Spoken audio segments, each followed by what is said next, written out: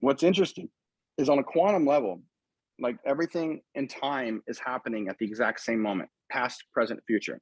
So what we see as physical reality, like look out your door and you see your street and the trees and other houses. But imagine if you kind of like just turn your head and it goes and you see that same location, but it's 1940. Turn it again and it's 1700. Turn it again, it's the year 3000. But it's the same place. And Mm. you can just kind of look through every timeline.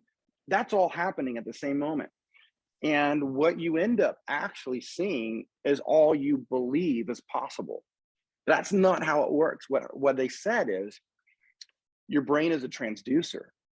So you're literally taking waves of potential, low frequencies, high frequencies, and you project them at the quantum level the instant that you look at something and think about it.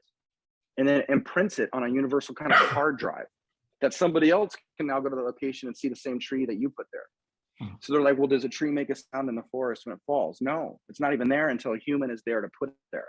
On the very fundamental, basic quantum level, the only way for a physical matter to exist is for a human to transduce the waves into physical matter. And if you don't, someone else will do it for you, and then you're kind of fucked, you know, and then you live in a world that you can't mesh with, you know? So Mm. we are literally creating reality, and everything is happening everywhere all at once. So if you think of your brain as this little antenna, you can literally tune into your own life experience. But there's cause and effect and all these different natural forces. So if you want to be a rock star and that's all you tune in, maybe you'll get there overnight, but you'll be on drugs and you'll hurt people and you'll have a crash. Because at the end of the day, it's about your soul learning lessons and getting better and consciousness expanding, because all of us are having lessons. Mm. But it's just a really fascinating way to think about life. And this is like the latest stuff with neuroscience and physics and quantum physics.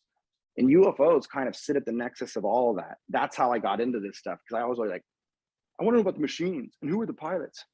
But really what you learn is these machines aren't coming from other planets. They're coming from time, you know, and then you go, why? Well, maybe we have a consciousness they don't have. So they can't like meditate and kind of cruise through all things at once. They have to use a machine to do it, you know? So it gets really crazy quick, but I find that fascinating.